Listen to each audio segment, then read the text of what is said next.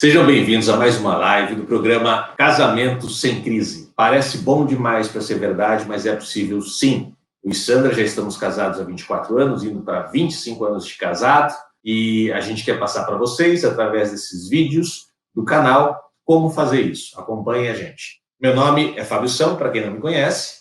Eu sou a Sandra Sampa. E hoje o tema da nossa live é: será que você tem sido inteligente no casamento? Talvez você, ao escutar isso, a próxima pergunta que você queira fazer seja: mas o que é ser inteligente no casamento? E na sequência, uma outra pergunta talvez ainda venha: como eu sei se eu estou sendo inteligente no casamento? E é isso que a gente quer abordar hoje, né, Sandra? Pessoal, antes de mais nada, vamos ampliar o conceito de inteligência. Perfeito. Ok? Se você é aquela pessoa que associa a inteligência apenas a assuntos de lógica, mais racional, mais intelectual, talvez você precise atualizar o seu conceito, porque inteligência é muito mais do que apenas um raciocínio lógico e racional. É mais do que você ter uma graduação, 2, 3 graduações, é mais do que você ter um MBA, é mais do que você falar 2, 3, 4 línguas, é mais do que você, às vezes, fazer conta de cabeça, né? Nossa, sou rápido em calcular tudo de cabeça. Algumas linhas de pensamento, né, amor? Dizem que a inteligência do ser humano é dividida em 6 categorias. Outras dizem que é dividida em 9 categorias. Como quem diz isso? É que, assim, existe uma teoria das múltiplas inteligências, que é do Gardner, um cara top aí dentro da psicologia, e o Gardner, ele colocou que existem vários tipos de inteligência. Hoje já se fala em 9, 10 inteligências, enfim, não é o caso da gente falar de cada uma delas aqui. O importante é que todas elas têm uma inteligência em comum. Uma não, né? Tem mais do que uma. Uma delas é essa que nós falamos logo no início, que as pessoas confundem inteligência, só inteligência intelectual, né, e se prendem a isso. Agora, tem uma outra de extrema importância no mundo hoje, em todas as áreas da vida, na vida profissional, na vida pessoal, Sim, na vida íntima. Sim, que é que a gente vai falar aqui. É dessa inteligência que a gente está falando, que a gente abre aqui a nossa conversa, dessa inteligência emocional. Quem trouxe o conceito, a teoria de inteligência emocional foi o Daniel Goleman, que é um psicólogo. Ele lançou um livro que é best-seller, que aliás tem o nome, né, Inteligência Emocional, que é esse aqui, pessoal, ok? Muitos talvez já conheçam, já tenham até lido esse livro, enfim. É com base nele que a gente vai trazer as questões práticas dentro do casamento, no nosso dia a dia. Então, como que a gente faz, ou o que a gente faz para ser inteligente dentro do nosso casamento? Esse é o desafio, né, pessoal? É dentro do casamento, né? É interessante colocar um parênteses, né? Vocês já repararam que os nossos desafios são maiores, normalmente, com as pessoas que nós amamos, né? Ou seja, é com os nossos pais, com os nossos filhos e com os nossos cônjuges, né? Com o nosso parceiro, a nossa parceira. Hoje a gente vai estar falando bastante mais de uma forma ainda, a gente costuma chamar a palavra não é bem essa, superficial, mas é algo mais voltado ao comportamento. Em outras lives, a gente vai querer aprofundar bastante nesse assunto para que você descubra a origem. Um dos motivos, por exemplo, vamos só fazer um spoiler, uma palhinha, que a gente é mais tomado emocionalmente, né? É como se os nossos gatilhos, os nossos estímulos fossem mais acionados nas relações entre o marido e a mulher, ou entre pai e mãe, filhos, é porque são as pessoas no qual nós temos mais expectativa. Né? E essas expectativas muitas vezes são inadequadas, né? Elas são incorretas, não é isso, amor? Sim, quando a gente... Antes de eu completar, deixa eu trazer um pouquinho para o Goleman, já que eu mostrei o livro, né? O Goleman fala que para você ser inteligente emocionalmente, a gente passa por 5 grandes pilares dessa inteligência. E que são eles: autoconsciência, autogestão, automotivação, empatia e habilidade social. Trazendo primeiro só para a autoconsciência, e aí sim, agora sim, com o que o Fábio acabou de dizer, né? Quando a gente tem muita expectativa do outro, Então, como que é isso nos relacionamentos, né, pessoal? Eu espero que o meu marido faça, eu espero que a minha esposa faça, eu tenho muita expectativa que no outro, né? Eu espero que ela mude, ou então é ele que tem que mudar. A gente sabe como é isso nos relacionamentos, né? Então, o foco fica muito no outro e menos em nós mesmos. E o Goleman está dizendo que é exatamente como uma grande porta de entrada da inteligência emocional é a gente colocar foco em nós, nas nossas emoções. Então, voltar o olhar para como nós estamos gerindo as nossas emoções. Esse é o primeiro grande pilar. E aí tem a ver com a expectativa, tira do outro e coloca na gente. A chave de um relacionamento, uma das chaves de um bom relacionamento é assumir para si responsabilidades também, não total responsabilidade, gente, não é isso que a gente quer dizer, mas é assumir para si que você também tem responsabilidade sobre uma questão que não está boa na relação. Sim. Quando tem algum problema no relacionamento conjugal, pessoal, existe a cota de responsabilidade de ambos, mesmo que um não tenha causado o problema. Mas acredite, mesmo aquele que não causou o problema, de alguma forma, indiretamente, às vezes até diretamente, contribuiu para que aquele problema existisse, que a situação chegasse aonde chegou. Na verdade, isso aí é tema para outra... O problema, gente, ele é só um estopim, sempre. É isso. A gente está pincelando um pouquinho para que vocês possam, conforme vocês vão acompanhando a gente, irem entendendo cada vez mais o que a gente fala. Né, isso, a gente não vai trazer aqui, neste momento, a causa. A gente está falando mais de sintoma, né? A gente não está trazendo a causa, porque a causa das nossas questões emocionais, pessoal, começa lá de trás, né? Quando a gente era na nossa infância, na nossa gestação. Então, assim, então é bem lá atrás. E aí a gente vem sentindo os efeitos de como que a gente lida emocionalmente com a vida, né, com o outro, com a gente mesmo, né, e, inclusive, a escolha do parceiro está diretamente ligada a isso. A gente pode até mudar de esposa ou mudar de marido, mas se é como se só mudasse a pele, só o molde, a essência, no fundo, é a mesma. Se você não, e tem a ver de alguma forma, porque a gente já falou isso, você não tem uma autoconsciência de como você funciona, das suas emoções, que é o assunto de hoje, né? E do motivo pelo qual você funciona desta forma hoje, para que você, então, possa fazer diferente e, principalmente, ser quem, na verdade, você é. Você é muito mais do que você tem consciência do que está sendo na sua vida hoje. Sim. Sua vida, ela pode ser absurdamente melhor em todos os aspectos. Profissional, na relação, com os filhos, com a família, mas principalmente de você com você mesmo, você mesma. E quando isso acontece, gente, não tem como dar ruim, sabe? O resultado é bom, né? É sempre surpreendente, é sempre extraordinário, é sempre pleno. Né, amor? Sim. Se você é uma pessoa que tem uma crença de que você nasceu de um jeito e vai morrer desse jeito, é o famoso pau que nasce torto, morre torto, né? Se você aposta nessa crença, então essa conversa aqui não é para você, não. Você vai continuar torto, vai continuar reclamando da vida. Porque o que a gente está querendo oferecer é a nossa experiência enquanto casal, a nossa experiência enquanto profissional, né? De que é exatamente o contrário. Se você nasceu com um determinado temperamento, seu temperamento ele pode ser mudado, ele pode ser transformado. Isso é tão legal, olha só, o seu temperamento pode ser mudado, pode ser melhorado.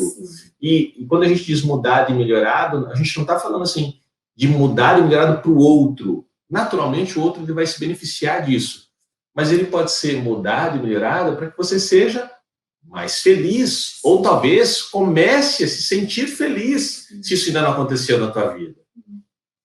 Então, aí vem o primeiro pilar, que é a autoconsciência, que é a autoconsciência, autopercepção. Simples assim. E o que é a autopercepção? Né? Eu vou começar a prestar atenção em mim, em como eu me sinto. Em específico, aqui no nosso assunto, que é casamento, família, filhos, né? Em específico na relação conjugal, como eu me sinto dentro dessa relação. com o meu parceiro, com o meu marido, com a minha esposa, né? Então, eu estou irritado, então eu estou impaciente, ou então eu estou muito afetivo, ou eu estou mais carinhoso, ou então eu estou mais aberto, ou então eu estou mais distante, ou então eu estou, enfim. Começar a prestar como as minhas emoções estão dentro deste relacionamento. E aí, percebam que só este exercício já automaticamente tira o foco do outro e bota na gente mesmo. Já tira do outro e coloca esse olhar interno. Este é o grande primeiro passo. O segundo passo, que o Bullying aponta, é a autogestão. Então, legal. Eu começo a prestar atenção no que eu sinto, é o primeiro passo. Ou seja, eu me percebo mais, paro de só perceber o mundo ou o outro e passo a me perceber em primeiro lugar. Isso. Né? Eu começo a me colocar como protagonista desta minha história e eu não dependo mais especificamente dos outros. Eu trago para mim a responsabilidade, onde eu vou construir a minha vida feliz, eu mulher, eu marido, junto com o meu parceiro, a minha parceira. Este exercício de autopercepção, e é um exercício, pessoal, talvez você encontre algumas dificuldades disso, porque a gente não aprendeu, né? A gente não aprendeu na nossa infância, a gente não aprendeu na escola, quando a gente era criança, provavelmente a gente não aprendeu em casa, claro. Ó, eu não sei como que vocês que estão assistindo, se já tiverem filhos, costumam falar com seus filhos, e aí vai uma super dica. Mas provavelmente os seus pais falaram assim com vocês, como os nossos falaram com a gente, né, amor? Por um acaso, assim, mas meu pai não dizia, ou minha mãe, né? Meu pai ele ficava mais ausente, trabalhando, tal, fora, e minha mãe era quem fazia o couro comer, né? Era quem dava com chinelo. Naquela época era chinelado.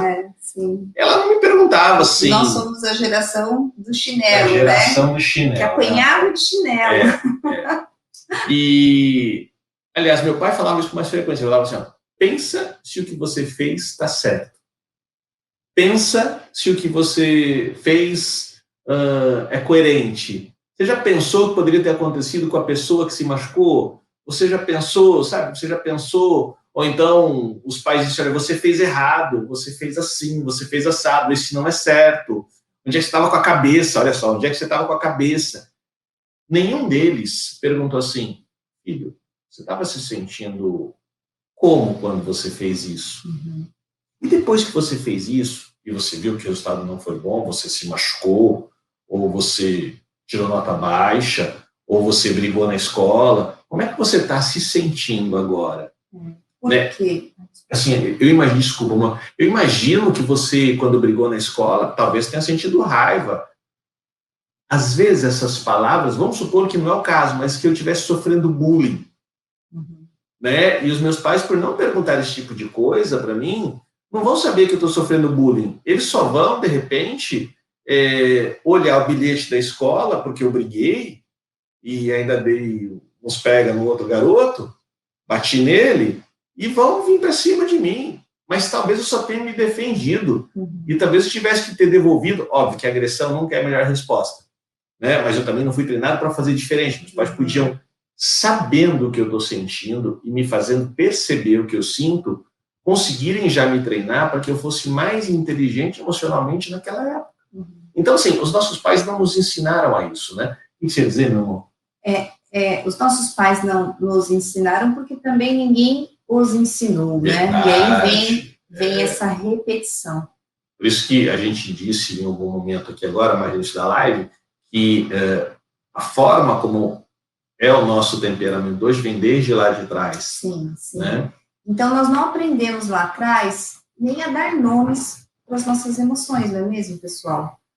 Quem, muitas vezes, às vezes, quando criança, né, às vezes estava triste, ou estava se sentindo meio esquisito, meio de mau humor, mas não sabia dar nome para aquilo, né?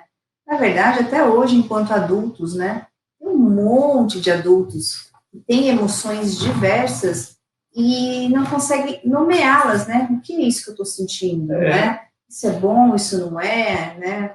É um sentimento confortável, não é? A gente tem essa dificuldade até de categorizar as emoções, né? Conforme a gente vai sentindo. Mas isso é um exercício, é possível, e quanto mais a gente presta atenção nas nossas emoções, melhor a gente vai ficando para identificá-las, ok? Então, esse é o primeiro passo. Outro fator que acaba impedindo muito que as pessoas também identifiquem e percebam as emoções em si. Algumas emoções foram suprimidas, né, para a pessoa, muitas vezes, desde a infância. E aí, quando as pessoas já na vida adulta se veem com essa emoção e por não terem experimentado muito essa emoção ao longo da vida, não terem se permitido isso, porque um dia disseram que era pecado, que isso é ruim, não saberem lidar com essa emoção em si, quando ela vem, a pessoa não tem controle e acaba sendo muito reativa ou reativo. E aí depois, ainda se sente culpada ou culpado por tudo que fez, não só pelo fato em si, mas principalmente porque está quebrando uma lei ou um mandamento que foi criado, às vezes, lá pela mãe, ou pelo pai que disse, olha, você não pode sentir raiva porque é pecado. Você não pode sentir raiva porque isso é feio. E tem pais que ainda dizem assim, você não pode fazer isso porque senão a mamãe não vai gostar de você. Papai não vai gostar do que você fez. Papai não vai gostar do que você fez, às vezes, para uma criança significa, ele não vai gostar de mim. É a mesma coisa que dizer, se você fizer isso, não vou te amar. Né? E aí, então, é muito comum, a gente atende muito em consultório, sabe, pessoas que não sabem lidar com a emoção da raiva e não permitem que isso aconteça dentro de si, mas acontece, e às vezes ainda, quando perdem a cabeça e reagem, têm dificuldade de se dar conta de que foram movidos pela raiva. E aí a autoconsciência, ela é quase que zero. Então, pessoal, quando você está lá no seu relacionamento conjugal, né, o seu marido, quando ele não faz o que você quer, seja lá o que for, ainda que você tenha razão, ainda que ele devesse mesmo fazer o que você espera que ele fizesse, e ele não faz, ou o inverso, né, ou ela não faz, né, o marido tem uma expectativa em relação ao seu parceiro, à sua esposa, e ela não faz a parte dela. Né? E aí, neste momento, independente de quem tem razão ou não, presta atenção no seu sentimento. Que sentimento é esse que vem? Quando você se sente contrariado com o teu parceiro, né? Você fica com raiva, você fica chateado, você fica triste, enfim. Então, esse é o exercício, dentro dos relacionamentos, começar a prestar atenção em como você reage quando o outro não atende às suas expectativas. Esse é o primeiro passo, né? Ou mesmo quando ele atende até situações muito agradáveis também, pessoal. Poxa, de repente, o seu parceiro, sua esposa fez algo, uma surpresa para você, uma surpresa boa. Você chegou sem uma data especial e ganhou um presente do nada, né? Então, qual é a sua emoção, né?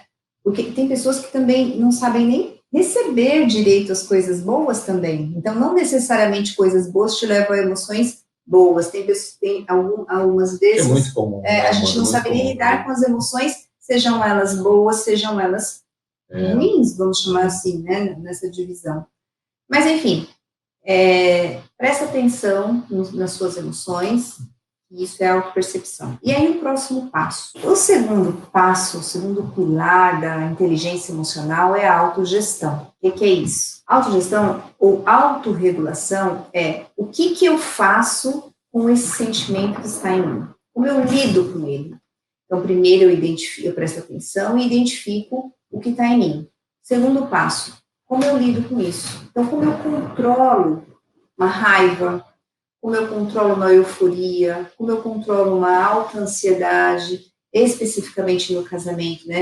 Estou muito chateada com meu parceiro, enfim, ele não faz a parte dele, como eu controlo isso, ou eu não controlo, ou eu saio reativamente a isso, né? Ou eu não penso e vou reagindo, né?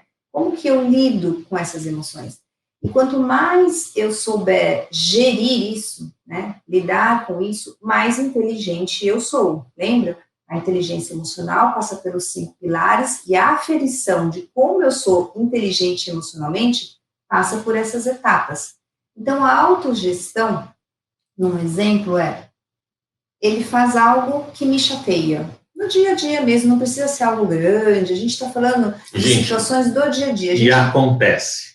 Sim. E acontece. E muitas vezes ele nem sabe que eu me aborreci, por exemplo, né? Mas eu fiquei pé da vida, porque ele fez ou deixou de fazer alguma coisa. E aí eu penso, ou vice-versa, né? Ele fica pé da vida comigo também. E aí vem aqueles pensamentos automáticos, né? Ah, mas de novo. Ah, mas ele já sabia que não devia. Ah, mas isso, mas aquilo. Ou seja, são pensamentos que potencializam esta emoção que vem. Então, se eu fico chateada com ele, ou ele fica chateado comigo, isso vem forte, porque sempre tem um histórico, né? É um momento presente, mas carregado de história que vem lá de trás. Ainda mais se elas não foram conversadas ou resolvidas no início. Normalmente, né, os casais não foram orientados a isso, né, tem dificuldade em ter uma conversa que a gente chama de ter um papo mais reto para poder esclarecer, para a viagem do casamento continuar legal, e muitas vezes eles colocam isso embaixo do tapete. E aí, se isso fica embaixo do tapete, quando você tem uma nova discussão onde envolve esse assunto, é como se você, na discussão, pulasse em cima do tapete e tudo aquilo saísse de baixo e voltasse novamente e fosse assim, mais lenha na fogueira, sabe? E o trem pega mais fogo, né? Então é importante sempre resolver isso lá do início. Caso contrário, vai acontecer. Hoje, né, com tanto tempo de casado, gente, e a gente estuda gente como a gente há muito tempo, né? A gente atende, dá treinamento para desenvolvimento humano há muito tempo. Então a gente consegue fazer tudo isso. É a questão que está falando. Não que a gente não é tomado pela emoção, nós somos, porque nós somos seres humanos. Sim. Então isso é natural, e que bom que ela existe. Somos tomados por emoções que às vezes até nos surpreende, porque a gente fala, uau, eu achei que isso eu já estava dominando, e aí às vezes vem situações que a gente se percebe não dominando ainda. Então tudo bem também, né? Aqui não é o importante é que, assim, um julgamento, não é essa a ideia, né? E tudo bem, e é tudo bem no casal quando os dois entendem que é tudo bem. Sim. Quando os dois sabem que estão num processo evolutivo. Quando os dois sabem que os dois são imperfeitos, né, dentro da sua perfeição de individualidade. Então, a gente sabe que, olha, do jeito que foi, ou do jeito que aconteceu comigo ou com ela, não foi legal, mas a gente entende o porquê, os motivos. E assim vai, né, amor? Sim. E aí, dentro dessa autogestão... Isso é um ajuste da expectativa, né? Sim. Continuar, ajustando a expectativa que tem no outro. E dentro da autogestão? Dentro dessa autogestão, como que é isso na prática, né? Então, você está pé da vida com o outro e aí você está bravo, para não dizer outra palavra. O bicho está pegando no casamento, nessas questões rotineiras, a gente não está entrando, vamos abrir um parênteses, pessoal, a gente não está entrando em situações de risco de vida, né, em que há agressão física ou agressão psicológica, a gente não está entrando neste campo, que é até um campo da criminal, né? A gente está falando de situações mais do dia a dia mesmo, ok? Então, nessas situações do dia a dia, eu estou muito bravo com ele, porque ele não faz o que eu gostaria que ele fizesse. Como que eu lido com isso? Primeira coisa, e aí vem a autogestão. Primeira coisa, eu paro e identifico que eu não estou legal. O que é isso que está dentro aqui de mim? Nossa, eu estou assim ou eu estou assado? Será que isso é meu? Será que é para eu ficar ou estar assim mesmo? Isso, né? e parar.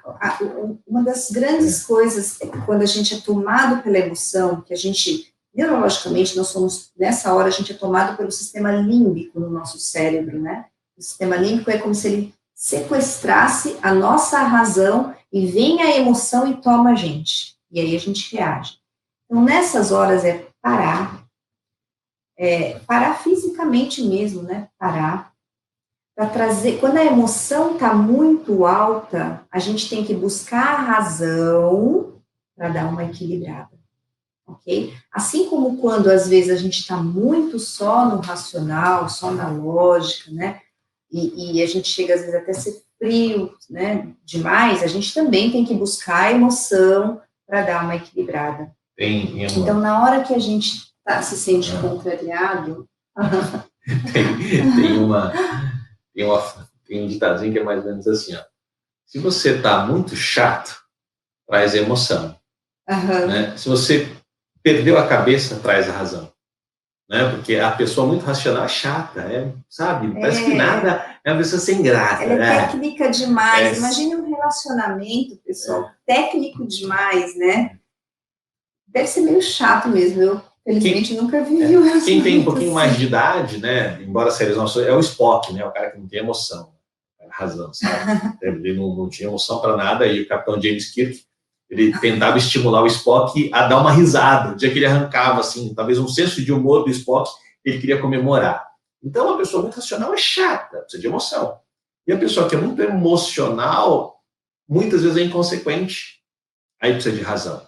A dica que a gente sempre dá, quando você está num conflito na relação, e emocionalmente você quer fazer algo que seja separar, seja acabar com tudo, seja descontar, seja devolver na mesma moeda, se vingar. A dica é, traz a razão. Traz a razão. Traz a razão, né? Traz um pensamento de que é necessário parar, e nessa hora, a sua cognição, que são os seus pensamentos, ele tem que entrar em ação. Porque senão você realmente vai ser tomado pela emoção e vai ser o famoso, às vezes, né, chutei o pau da barraca e provavelmente talvez se arrependa na sequência, né? E então é parar e traz um pensamento de centramento, para você poder reavaliar a situação que você se encontra, reavaliar mesmo, e é você com você mesmo. Se você estiver num ambiente que está cheio de gente, né, agora em pandemia, todo mundo fica mais dentro de casa, e a coisa tende, às vezes, até as emoções ficarem mais intensas mesmo, né, vai para um cantinho da casa, sabe, se tranca no seu toalete, se for, respira e busca a sua cognição, busca o seu pensamento mais centrado para essa situação, mesmo que seja uma situação, uma briga de casal do dia a dia, mesmo que o motivo da briga tenha sido uma bobagem, né, porque isso é só um sintoma, né, se a gente pensar na causa, a causa das nossas emoções, como foi dito, está bem lá atrás. Então, começa a ter um exercício de parar, se afasta, traz seus pensamentos mais centrados e reavalia essa situação. Pessoal, na teoria é muito simples. Na teoria dá um parágrafo isso, né? A solução daria em um parágrafo apenas. Na prática, é um exercício, é um processo, na verdade, né? Que para algumas pessoas pode ser um processo transformador de controle das emoções, né? Inclusive até de curto prazo, como pode ser um processo também transformador em relação a controlar suas emoções, mas que talvez leve mais tempo. E aí, cada um vai estar dentro do seu processo. Mas este é um passo a passo que funciona. Ok, pessoal? O importante é que nós somos gente, né? E gente como a gente também erra. Sim. E a gente está em um processo evolutivo. Né? Então, vai ser comum você, no início, ainda mais, eu não sei a idade que você tem, que está aqui acompanhando a live, as pessoas estão começando a escrever, amor. Mas, enfim, 18, 25, 32, você tem, sei lá, 18, 25 anos, 32 anos de um jeito de ser. Né? Aliás, de um jeito de estar, de se comportar, né? Não ser porque você pode ser diferente, você é muito mais do que você imagina. Então, se você aconteceu uma situação, problema na relação, você não conseguir parar para respirar, você só perceber depois, tudo bem, não precisa se sentir culpada, pelo contrário, que bom que você percebeu que você poderia ter feito diferente. Isso é um grande passo no processo de autoconsciência, de autopercepção. Você percebeu. Quando você percebe, você automaticamente está dizendo para o seu cérebro, né? Você está mandando lá para o teu córtex. Olha, quando acontecer uma situação dessa de novo, que você já experienciou e já sabe como é, córtex, está vendo? Vamos parar para respirar um pouquinho. Não vamos agir dessa mesma forma. Então, na segunda vez, você tende a não repetir. Se repetir, tudo bem, pode apostar que já não vai ser da mesma forma. Na terceira vez, você já vai estar melhor. Até que vai chegar um momento que você, sabe, este tipo de situação, você já lida com uma inteligência emocional fora de série. Sim. E assim vai, né, nos diversos contextos. Pessoal, se a gente pensar como um buraco, às vezes os nossos problemas como um buraco que a gente cai sempre, né? A gente sempre cai no mesmo buraco, não é mesmo? Então, talvez, com este conceito de inteligência emocional nos relacionamentos, é assim, ó, cair no mesmo buraco, sempre o mesmo problema, com o meu marido, com a minha esposa, sempre a mesma situação. Primeiro, perceber que tem um buraco, autoconsciência, perceber que tem um buraco, e o quanto isso também mesmo nas relações, mesmo quando o outro é muito, talvez, o mais problemático, mas você também tem a sua responsabilidade neste contexto relacional. Então, perceba que tem um buraco ali, porque muitas vezes a gente passa a vida inteira achando que o problema é só do outro e nunca é com a gente, né? Perceba que tem um buraco e o quanto, um buraco emocional, vamos chamar assim, e o quanto você pode e precisa se responsabilizar por ele dentro da sua conta. Okay? Autopercepção, autoconsciência. Depois que já enxergou que tem um buraco ali, caiu nele, e a gente vai cair, mesmo olhando para o buraco, a gente vai cair muitas vezes ainda, né? Mas aí vem a pergunta, né? Aí tem a autogestão. Quando você cai no mesmo buraco, o que você faz? Você já está lá dentro, o que você faz? Isso é possível perceber que é mesmo no buraco se tiver autopercepção, autoconsciência, né, amor? Você já está lá, você caiu de novo, mais uma vez. Você vai fazer o quê? Você vai pedir ajuda, você vai sentar e chorar. Eu estou fazendo metáforas emocionais, ok, pessoal? Você vai pensar em novas estratégias, você vai manter as mesmas estratégias. Então, assim, o que você faz? E aí, mesmo quando a gente já está ficando bom na autoconsciência e a gente cai no mesmo buraco, tudo bem, não se culpe, não se cobre tanto. Lembra como eu disse? Isso é um processo, né? A transformação é um processo, não é algo que acontece do dia para a noite, mas tem um começo, tem um dia de começar, ok? Aliás, autoconhecimento sempre tem o primeiro dia, o dia inaugural do autoconhecimento, mas nunca vai ter o dia que você finaliza o autoconhecimento. E sempre a gente vai ter o que evoluir, o que crescer. E isso vale para os profissionais que trabalham com isso, para qualquer pessoa. Enfim, sempre a gente está nesse processo evolutivo mesmo. É bom compartilhar com eles um ponto que vai motivá-los. Todo degrau que você sobe na sua evolução emocional, você não volta, você não regride. Se às vezes você achar que você, poxa, mas isso não era para eu cometer de novo, é porque foi uma outra situação que te fez agir deste jeito. Numa situação, no mesmo contexto, no mesmo disparador emocional, você não repete quando você evolui, ok? Então, isso é algo que, diferente de, sei lá, de academia, se você vai lá, a gente super rala para perder peso e depois engorda rapidinho, é como se tivesse perdido tudo, né? Ou então os homens aí, malham pra caramba, vão lá e depois pegam uma gripezinha, fica 10 dias sem ir para academia, dá aquela murchada. Já no desenvolvimento emocional, isso não acontece. O que você desenvolve, né, você mantém.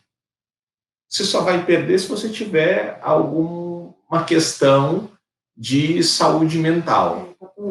Patológico, algum transtorno, até fisiológico, eu diria, acontecendo. Né? É uma coisa complicada e ruim acontecendo. Caso contrário, uma situação normal, e que é o que é a maioria das vezes, essa jornada você começa e só sobe, gente, só sobe. E quanto mais você sobe, melhor que a vida fica. Então, assim, essa escala de evolução emocional que você tem já faz parte, e que não volta atrás, já faz parte do terceiro item, ou terceiro pilar que o Goleman traz para a gente, que é automotivação. É um beija-flor aqui, gente. E aí vem o terceiro passo da inteligência emocional, que é a automotivação. E o que é automotivação? A palavra por si só já diz, né, o conceito, né? Pensa aquela situação que está dando tudo errado, gente. Mas você se mantém motivado. Olha o desafio, porque a tendência, quando a coisa não está bem no casamento, a gente desanima, né? A gente desanima, a gente já pensa em separar, a gente já pensa numa série de algumas decisões mais drásticas, digamos assim, né? Já pensa em brigar, ou já pensa em se vingar, ou já pensa em se refugiar, já pensa em viajar, em sumir, isso é o que acontece com muitos casais. Lembra que já aconteceu com a gente também um dia na nossa vida. E aí, como é que a gente faz quando a coisa não tá boa? Como que a gente se mantém motivado? É mais do que estar motivado, é automotivação, a motivação que vem de nós mesmos, porque o ambiente externo tá muito ruim, entendeu? O casamento não tá bom, o relacionamento não tá bom. E como que você se mantém motivado? É mais ou menos uma metáfora do... Imagina um time de futebol que tá perdendo, é o jogo da vida do time, daqueles jogadores, enfim, de todo mundo que está envolvido ali, está perdendo feio, só que no primeiro tempo, tem um intervalo, volta para o segundo tempo e precisa fazer a virada, fazer o jogo da virada. Como que um time que está perdendo mantém a automotivação? Esse é o desafio também nos relacionamentos, né? A coisa não está boa, né? Como que a gente faz? Ó, gente, eu vou contar para vocês como que eu faço. No início da nossa relação, como nós éramos jovens e imaturos, né, amor? Somos um pouco jovens. ainda somos um pouco jovens, né? Jovens mais adultos. Mas vocês façam as continhas, a gente não vai entregar a idade aqui, né? Mas a gente já tem 24 anos de casado, indo para 25 anos de casamento. Sim. Né? Então a gente brigava com mais frequência. Né? Não era nem discutir, a gente brigava. Importante. No começo, a gente nem tinha tanta discussão, justamente por imaturidade. Nós não sabíamos nem trazer, dentro da comunicação, a gente não sabia nem conversar sobre. Isso também é bastante comum, a gente percebe também. Que é total falta casais, de inteligência emocional. A coisa não tá boa e não se conversa, ou não se fala sobre. Muitas vezes porque não sabe trazer o assunto à mesa, né? A mesa que eu digo, à tona, né? Expor o assunto, né? E prefere, é o famoso assim, vamos fingir que está tudo bem, né? Nós fizemos muito isso no começo da nossa relação. E né? mesmo fingia que estava tudo bem e não estava tudo bem. E mesmo fingindo, ou brigando, ou discutindo, ou lidando com a situação problema e com o incômodo, o fato é que vem um incômodo. Sim. O fato de fingir que está tudo bem não significa que você não fica incomodado. Você fica. Né? O que sempre me motivou, a automotivação, é que eu nunca... Não é que eu nunca tive dúvida, porque eu já tive, né? Eu diria mentira para vocês, mas porque eu já vacilei também, né? Em relação ao nosso casamento, já fez parte da nossa vida, do nosso dia a dia. Altos e baixos, né? Altos e baixos. Sim. Mas eu usava como motivação o seguinte: era uma visão de futuro lá na frente. Uhum. Eu velhinho. Essa é a questão. E ela velhinha do meu lado. Que é a mesma questão do time de futebol, pessoal. Como é que você faz o jogo da virada, né? Você tem tudo a perder, tudo vai a seu desfavor, né? Então, enfim, o placar já tá ruim, no exemplo do futebol, sabe? Metade da sua torcida, se fosse presencial, né? Metade da sua torcida já tinha até ido embora, abandonou o estádio, porque também não acredita mais que o time vai ganhar. Até o seu técnico, né? Já também jogou a toalha. Então, num cenário assim, como que você faz para fazer o jogo da virada, né? E é isso que o Fábio falou. É o foco aonde você quer chegar. É não ter tirado o olho desse foco. Né? Então, qual é o casamento, qual é o relacionamento dos seus sonhos?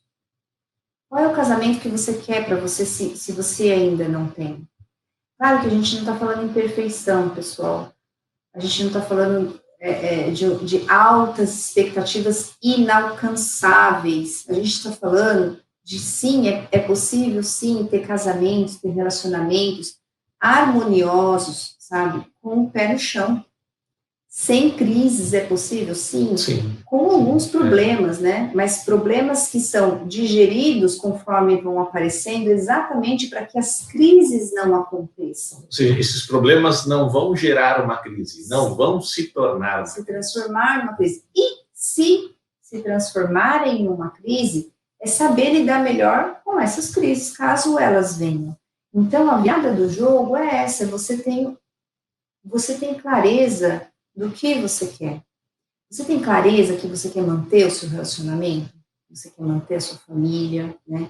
Ou você tem dúvidas? Porque se você tem dúvidas do que você quer, você vai ter dúvidas em se automotivar. E aí o próximo ponto importante, gente, é o seguinte. Você vai ter dificuldades, em se automotivar. Se você está numa situação problema, você naturalmente vai ter dúvidas. Uhum. Então, gente, se você está numa situação problema, você naturalmente vai ter dúvidas. Porque você está dividido. Né? Uma parte sua quer continuar a relação, a outra parte está falando, pelo amor de Deus, acaba com esse negócio. Né? Então, essa pergunta é, se você tem clareza ou não, você tem que fazer isso num momento em que vocês estejam bem. É uma dica, é mais fácil. Qual que é a dica que eu dou em atendimento?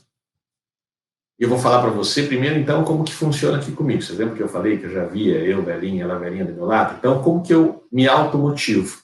Eu tenho uma foto mental que ela está guardada aqui na minha gaveta do coração. E esta foto mental tem o seguinte, eu estou lá com 72 anos. É a 72? Minha... 72, jovem, né? Hoje é jovem. Eu estou logo ali. 72 anos, então como me automotivo, eu tenho uma foto aos 72 anos, mental, que está na gaveta do meu coração, que tem uma mesa com a Sandra ao meu lado, estamos mais velhinhos, numa casa grande, meus filhos estão todos presentes com suas noras e com os netinhos, eles estão chegando à mesa, os meninos, porque eles não param, os netinhos não param, estão correndo, e que bom, isso é vida. Né? E eles se sentam à mesa, eu olho para todos eles, olho para Sandra, ela olha para mim, cada um deles olha para mim, e eu sinto, sabe assim, gente, que bom.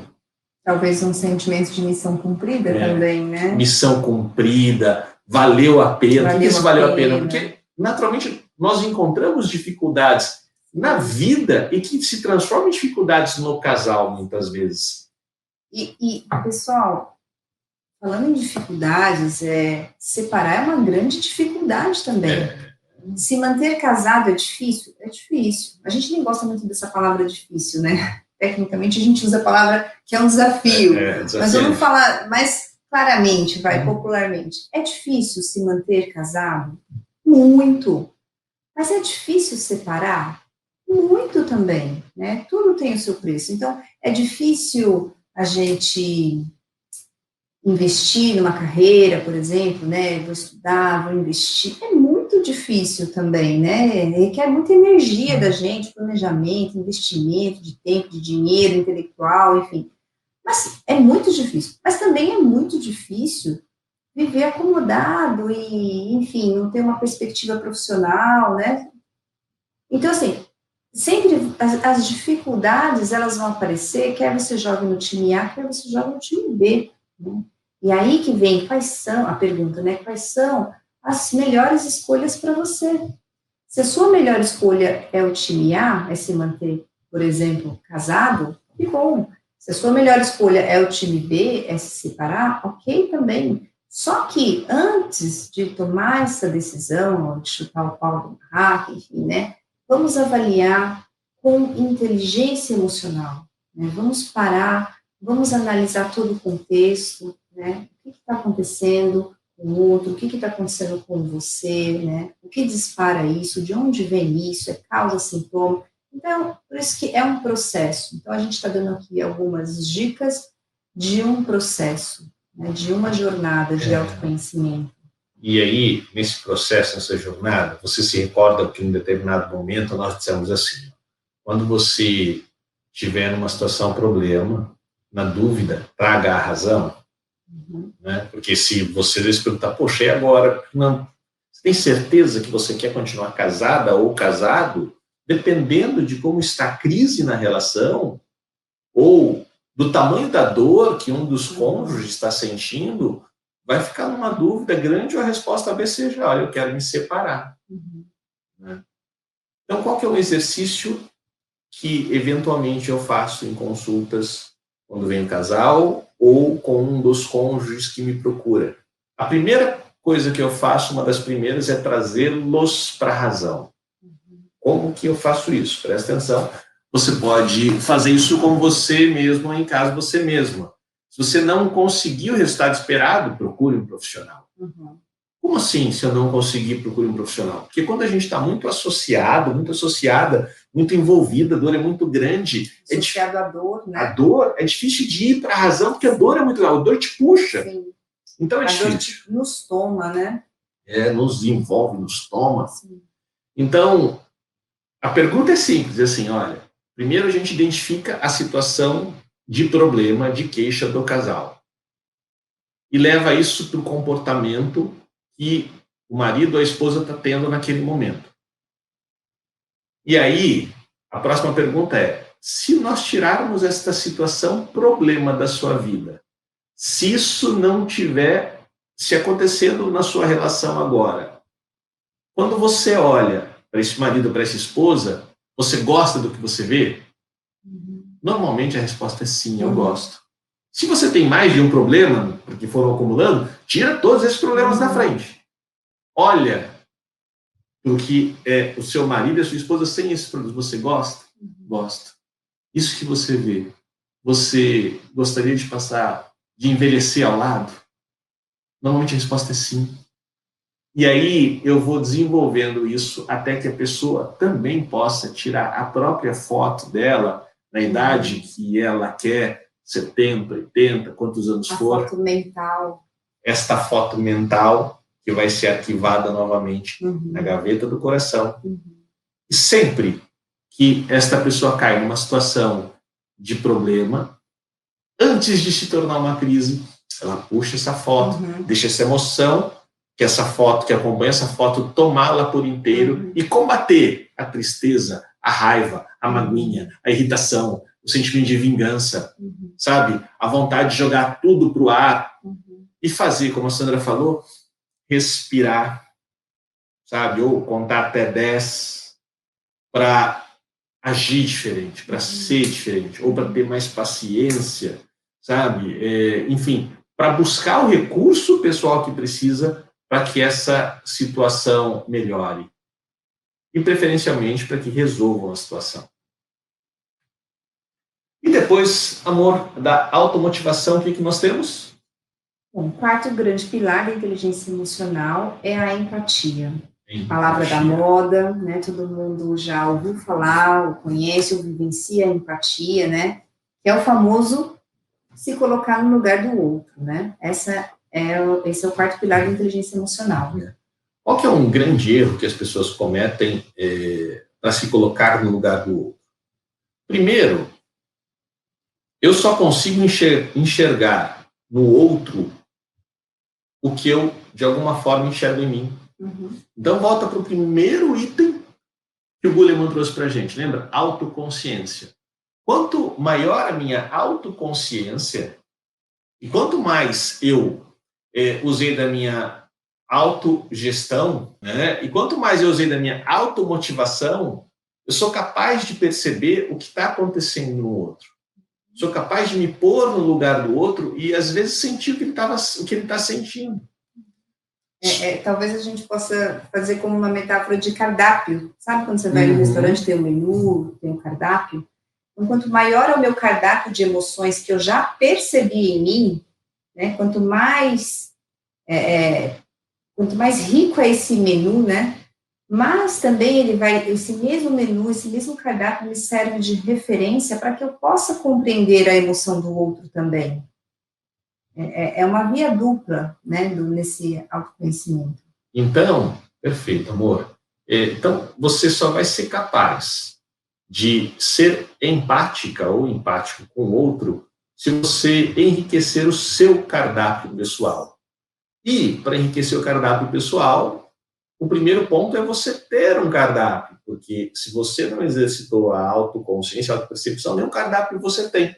Aí você começa a exercitar, você começa a perceber que esse teu cardápio ele vai aumentando, vai crescendo, e aí você consegue ser mais empática e empático com o outro. Outra dica, quando você está tomada pela emoção, é difícil ser empático, porque lembra a questão da do límbico? Né? O límbico faz a gente reagir como um cachorro bravo. Né? E é importante o límbico porque ele nos protege. Só que se você só reagir com o que o límbico está te estimulando, você não vai ter o comportamento adequado. Mas o que eu quero dizer é o seguinte, quando você fica tomado pela emoção da raiva, da irritação, da vingança, da fúria, você não consegue se colocar no lugar do outro. Mesmo às vezes contando até 10 é difícil. Conforme você vai treinando, você vai fazendo isso com mais facilidade. Isso. E ainda mais se colocar no lugar do marido ou da esposa, né? O desafio é maior ainda, porque é diferente da gente exercer a empatia com pessoas não tão próximas, ou que a gente não convive no dia a dia. Talvez seja mais fácil ser empático com pessoas que a gente não tem tanto atrito, né? O que não acontece nos relacionamentos, porque nos relacionamentos íntimos é onde normalmente tem mais atritos. Então, como ser empático com meu esposo? Na hora que o bicho pega, inclusive, olha o exercício, pessoal, né? Olha o tamanho desse exercício. Como ser empático com a minha esposa, exatamente na mesma hora que eu quero correr dela, fugir dela. Ou quer jogar um prato na cabeça do bonitão. Pau! E aí, né? Falar em empatia, né? Pois é, pessoal. Ó, este processo passa por esta etapa, passa por este desafio, sim.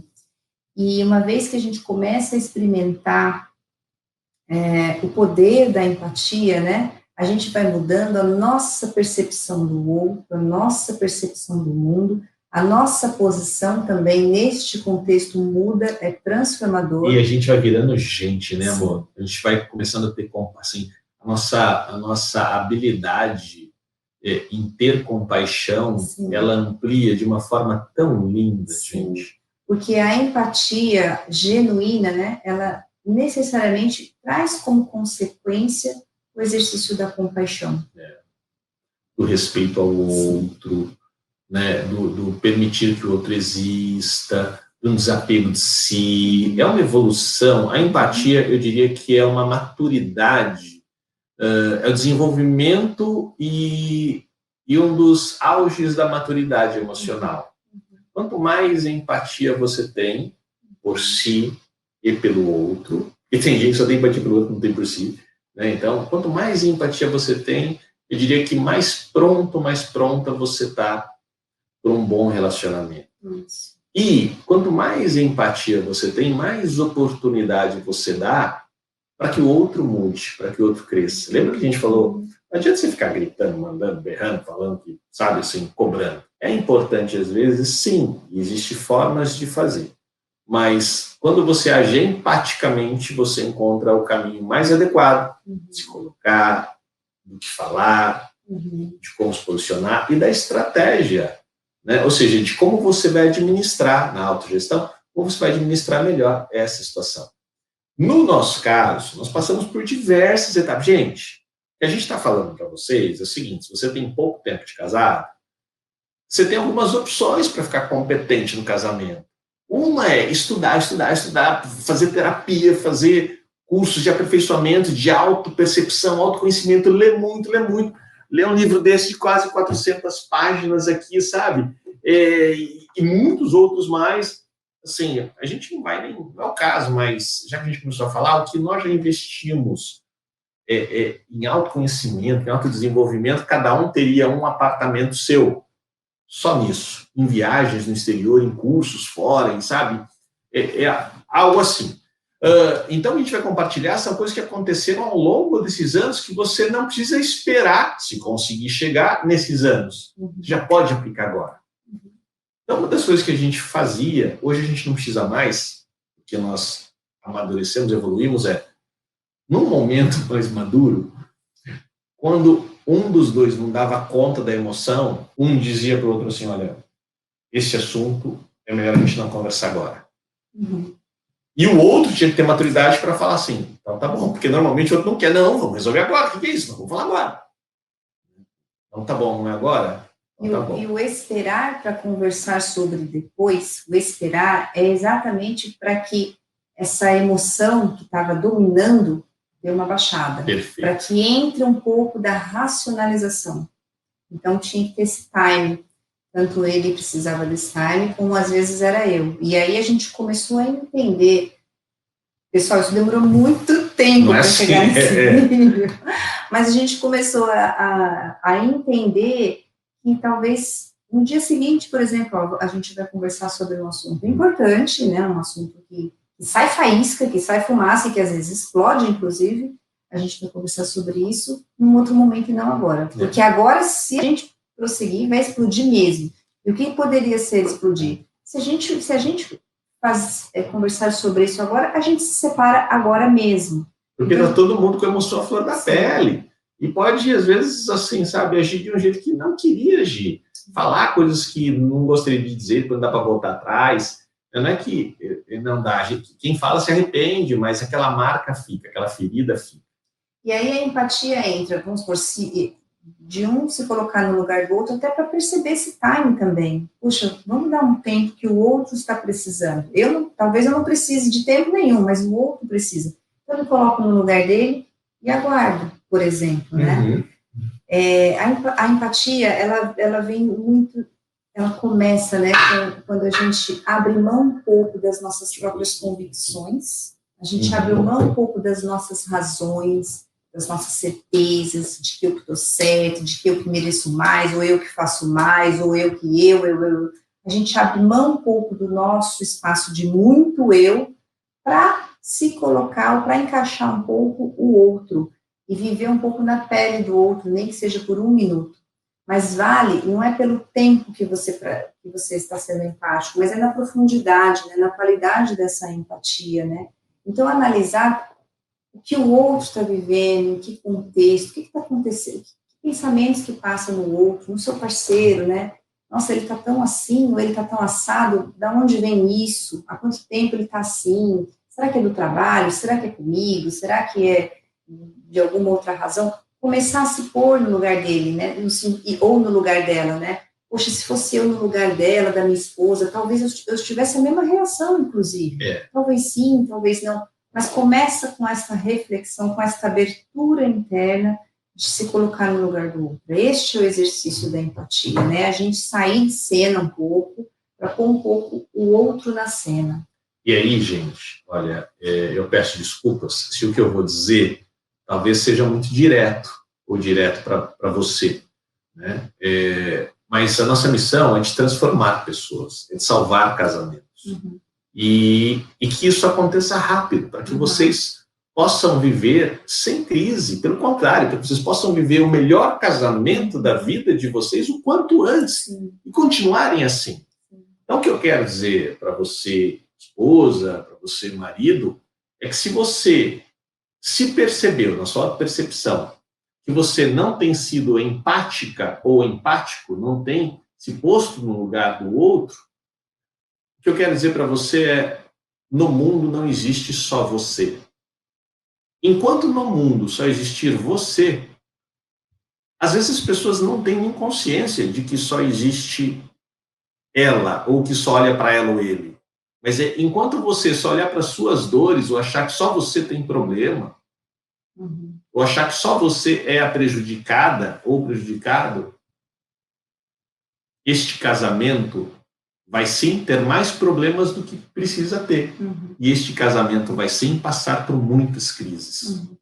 Então, lembre-se que numa relação de casal existe você e o outro. E se você um dia decidiu se casar com seu marido ou com a sua esposa, uma das primeiras coisas que é importante que você faça antes de tirar qualquer conclusão é se pôr no lugar do outro, para então depois trazer uma conclusão mais racional do que emocional. Ok, gente? Bom, e aí depois de tudo isso vem finalmente o último passo, o último pilar da inteligência emocional, que é a habilidade social. A habilidade social, ela, de certa forma, é uma consequência de tudo isso que já foi falado, né? É uma construção, né? Porque depois que eu me coloquei no lugar do outro, e o que eu faço com isso, né? Na verdade, a gente até já falou um pouco dessa habilidade social, quando a gente deu o exemplo de, puxa, dá um tempo para o outro. Então, eu me coloco no lugar dele e dou um tempo para ele. Dar este tempo, por exemplo, né, é ter habilidade social. Ter esse manejo, né, ou estratégias de como eu devo agir com o outro nesse contexto, nesse ambiente, né, no caso, neste casamento, nesse relacionamento. Né? Numa outra live, a gente vai dar algumas técnicas, e são técnicas mesmo, tá? Porque a habilidade social, você sim, é importante que desenvolva algumas técnicas. Muitas vezes as técnicas nada mais são do que mostrar para o seu cérebro o jeito certo de fazer. Porque às vezes ele aprendeu de um jeito errado, de uma forma errada. Né? E é interessante, imagina o seguinte, olha, a sua esposa querendo conversar com você, o ideal é que vocês fiquem frente a frente. Né? Mas o corpo não dá para a gente fazer agora porque a gente está aqui sentado, mas bem um de frente para o outro. Vamos pegar aqui os nossos bonequinhos. Sem celular. Sem celular, bem um de frente para o outro. Mas olha só que coisa. Às vezes a esposa está falando e o corpo do marido já está em diagonal, ó. Já está querendo fugir. Querendo fugir, escutando só com a orelha esquerda. Gente, não vai rolar. A comunicação não vai fluir. Quem está falando não está sentindo reconhecido, né? Quer dizer, está faltando habilidade social para essa pessoa. Não só isso, então, assim, a gente vai falar de corpo, quais as posturas, como você demonstra mais atenção, vamos falar de tipos de escuta, né, uma escuta ativa, uma escuta destrutiva, formas de se comunicar. Tipos de comportamento, tipos de personalidade, enfim, existe muito material, muito conteúdo dentro de tudo isso que a gente está falando aqui, né? Tudo isso pode ser muito mais aprofundado, inclusive na prática, né? Que é o que a gente quer passar para as pessoas, inclusive da nossa experiência também, né? E o quanto e como a gente se mostra no mundo para o outro, né? Então, como é que esse seu corpo se mostra para o outro? No sentido de eu estou presente para o outro, eu estou participativa com o outro, né? Eu estou disponível para o outro. Agora que se a gente pensar em redes sociais, pessoal, né? Qual é a habilidade, às vezes, dentro do relacionamento, do casamento especificamente, quando entra as redes sociais, que é um terceiro elemento na relação, né? Celular, enfim. Então, como que a gente tem essa habilidade social já dentro de casa, né? Quando a gente fala social, uma pessoa com outra pessoa já é social. A gente não precisa pensar em habilidades sociais para lidar com todo o seu time de trabalho, com toda a sua família, tio, sogro, primo, cunhado. Não, começa aqui, né? Você com você mesmo, e no social é você com o outro. E no caso deste outro, é o seu parceiro, é a sua parceira. É deste ponto que a gente está partindo, né? Ok, gente. Então, numa próxima live a gente fala mais sobre isso, sobre como você desenvolve a sua habilidade social, que serve não só para a sua vida íntima, como vai te ajudar muito na sua vida profissional. E gostaria de encerrar a live de hoje com uma frase que eu não me lembro de quem é, mas que diz o seguinte, e ela ficou até no meu WhatsApp um longo tempo, porque eu entendi que era para mim, né, que eu deveria praticá-lo mais. Diz o seguinte, não transforme o que é sagrado para você em coisas comuns. E eu coloquei isso porque a minha esposa é uma pessoa que ela é sagrada, que ela é preciosa para mim. Então, eu não transformá-la em algo comum. O que eu estava dizendo para mim?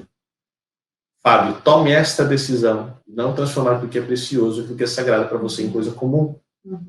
Ou seja, dê mais atenção. E use a sua inteligência emocional para que isso aconteça.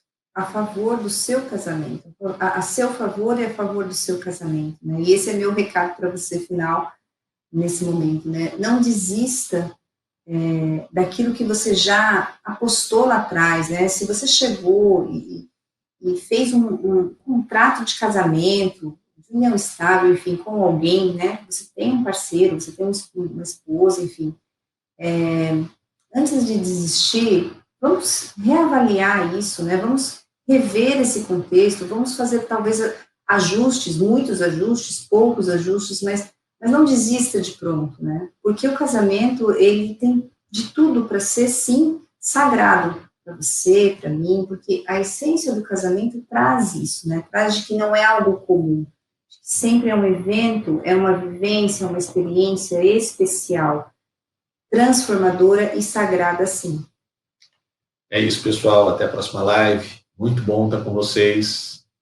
Nos vemos. Tchau, pessoal. Obrigada. Tchau, tchau. Obrigado.